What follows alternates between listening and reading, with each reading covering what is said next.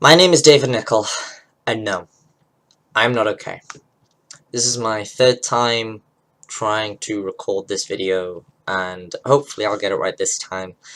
As you can tell by the silent title card, Northumbria Students' Union is doing a Mental Health Awareness Week to fight the stigmas surrounding mental health, to raise awareness of mental health, and show people that they are not alone in the troubles that they are facing.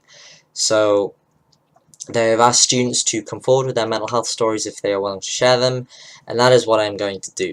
So, without further ado, this is my mental health story. Started at kind of a young age. I'll try and keep this as chronologically accurate as possible. Started off at a young age, as some of these things do. A lot of pressure was, well, not necessarily a lot of pressure. Pressure was put on me as a child because I was naturally smart at that age. And there was very much a you can do anything mentality that was instilled in me by my parents, and it was done because they cared, and me and my dad are quite similar. My dad is very much a very mentally capable person. However, because of way that things are, the way that things are for me now, that's not possible. I'm compromised both physically and mentally, which makes doing everything just that much harder. So that's one big part of my mental health story. Another part of my mental health story probably started when I was around 12/13. So yeah, you got a good idea of what's going on around there. Unfortunately, with that and all those imbalances came a sense of self-loathing. Um, being being picked on quite a lot around that age didn't really help anyway. I hated the school environment, especially it was middle school, so between like what, 10 and 13, that's sort of when the self-loathing started, and it's taken different forms throughout the years, but when it first started, it was literally just because of the fact that I am very much a passionate person about the things that I like. I do not hide from that, and now it's not a problem. Unfortunately self-loathing is a habit that has instilled itself with me, and yeah, now that self-loathing takes the form of how I feel I'm doing at university, or how I'm managing my finances, or whether I'm meeting the standards of those that have expectations of me, or whether they might not say that they have expectations of me, but my ideas of them in my head, they do have expectations of me, and those things are very hard to shake when they've been instilled in from a younger age, so that even though they might not have those standards of you now, those standards are still there. So that's another big part of my mental health struggles.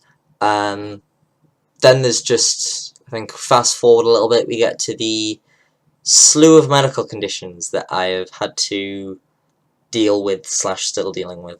I was diagnosed with diabetes in 2011, diagnosed with epilepsy in 2013, and diagnosed with depression and generalized anxiety disorder in 2017.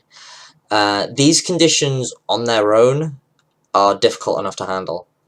Having to deal with all of these at the same time is very, very difficult, and at times very challenging and very, very tiring. Yeah, sometimes these conditions can all interact with each other in an absolute slew of ways. With the epilepsy, the worst case scenario is just currently, as it stands, the medication side effects, which are generally mostly under control, but I've been taking these meds so long, I don't know what's just a part of my life and what's these medication side effects. I think the biggest two to worry about really for me are diabetes and the depression. Because those two can really affect each other. Particularly be like, my depression make me want to comfort eat, and then I do the comfort eating, and then my blood sugars spike, and then I feel worse, and it all becomes a very vicious cycle. and that is why that when I've had therapy, I've seen a diabetes psychologist, because they have a good knowledge of my condition, and how my mental health can be affected by it. Sorry, I just burped, hence the little jump cut there. And yeah, so then diabetes, and then the epilepsy came around, and the thing is with that is it took a while to find the right medications, and one of those medications was causing me to have suicidal thoughts, and this was the first time I dealt with anything like that, and it was terrifying. It was making me have panic attacks as well, and this was my first experience with those thoughts and with those attacks as well. Unfortunately, it will be the last. 2017, 2016, something along those lines. Started having panic attacks again, and thoughts of suicide again. So, after a while, and after a lot of discussion, I eventually decided to go on medication. I'm currently on sertraline. Works really well. I'm on a 100mg dose. After a while, it was decided that I should up my dose from 50mg to 100mg, and yeah, it's working. Unfortunately, it is not a cure. No antidepressants really are a cure. They are a suppressant, really, for the depression. I still have to deal with all these thoughts of inadequacy, feeling like a failure, thoughts of suicide, of self-harm. I have to live with it all. I have to deal with it all on a regular basis, and it's a little much. It's a little much at times. And that's why I have to say that no, I'm not okay. I'm really not, because there's just so much going on, and there's so much that I have been put under, and that I put myself under, and I just expect myself to still be able to lift the weight of the world, and to still be the person that I think I can be, and I try very hard, and I still feel like I'm coming up short. I don't know if anything will ever really be enough. You know, maybe I'll always feel like I can do better, like I can do more, like I can be more. I could be a better person, be a better son, be a better brother, and sometimes that's why a way out feels like the right way. I don't see myself in a position where that is a decision I'm going to take. I very much do intend on sticking around. But one thing I would like to say is, you are not alone. If you've made it to this far in the video, thank you for watching. I know it's quite long. Turns out there was no way to do this video in a brief, compressed fashion, and for that I am sorry.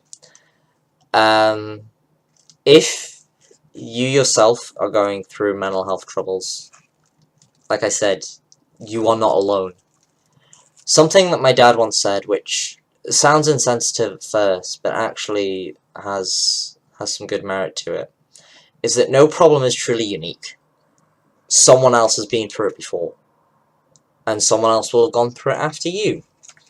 And it helps. Knowing that really helps, because you know that if you talk to someone, maybe that person's been through the same thing, or that person knows someone who's been through the same thing, or has been through something similar. Talking to each other is so valuable, especially with mental health. This is not something that we can just gloss over. This is not something that we can shrug off out of pride or stubbornness, because it doesn't give a shit. It's gonna fuck you over. Don't let it do that. I've let mental health fuck me over too many times.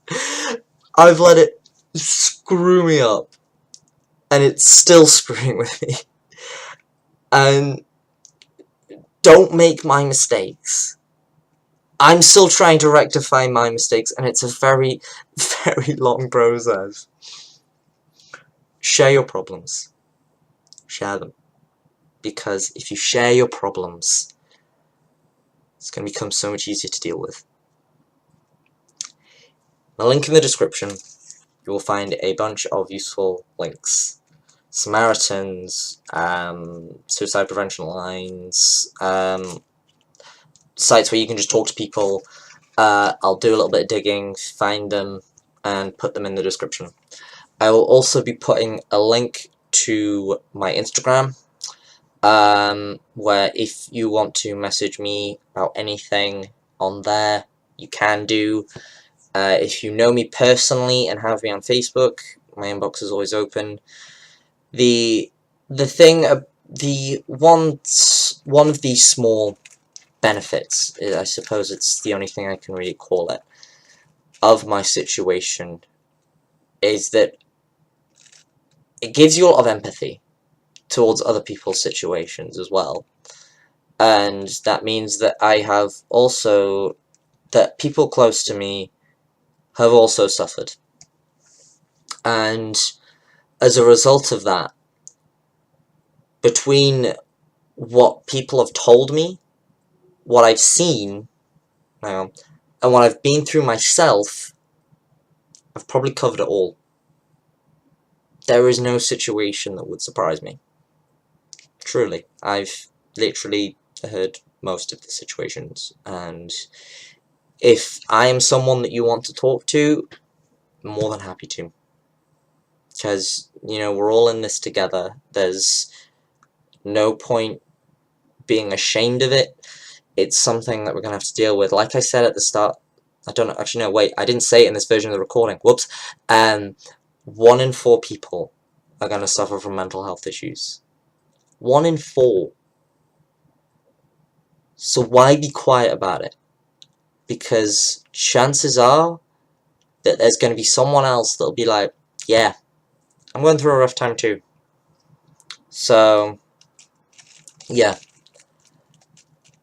Share your stories. Talk to each other. Help each other out. I'll help you, and maybe you can help me. Thank you very much for watching. And, yeah, stay safe.